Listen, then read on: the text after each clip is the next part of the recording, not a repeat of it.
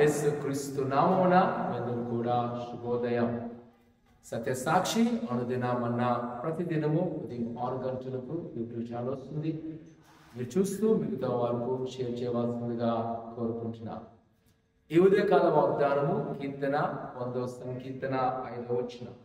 యెహోవా దయాళుడు, ఆయన కృప నిత్యముండును, ఆయన సత్యము తరతరములంటును. కుమార కుమార్తె, ఈ నూతన కాలంలో నీ జీవితంలో అనేకమైన ఆశలతో అనేకమైన ఆలోచనతో ప్రారంభిస్తున్నావు. ఒకవేళ నీకు ఏదైనా సందేహం ఉన్నదా? నీ జీవితంలో కార్యం జరుగుతుందా జరగదా? దేవుని యొక్క వాక్యము నెరవేర్చబడుతుందా నెరవేర్చబడదా? దేవుని యొక్క వాక్యం శ్రమిస్తుంది కదా. యెహోవా దయాళుడు, ఆయన కృప నిత్యము ఉంటున్నాం. నేను నమ్ముచున్నాను, ఆయన కృప మన పట్ల ఉన్నది, ఆయన వాత్సల్యత మన మీద మెండుగా ఉన్నది. కావున నా ప్రియ కుమార కుమార్తె, మనం ఆందోళన చెందవసరం లేదు, భయపడవసరం లేదు. కానీ ఆయన కృపయందు నమ్మకించుదాం. ఆయన కనికర సంపన్నుడు.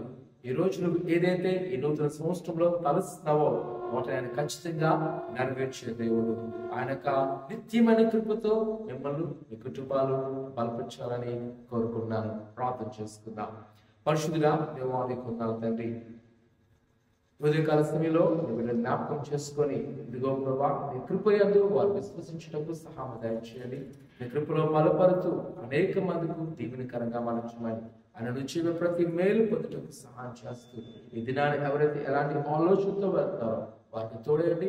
ప్రతి కార్యాలు నెరవేర్చమని యేసునామమున తండ్రి, ఆమేన్. ఈ చిన్న వీడియోను మీ యొక్క బంధువులకు స్నేహితులకు తెలియజేస్తూ ఈ యొక్క పాలకుల పరిచయాన్ని బలపరచాలని కోరుకున్నాను. దేవుడు దీవించుగాక. ఆమేన్.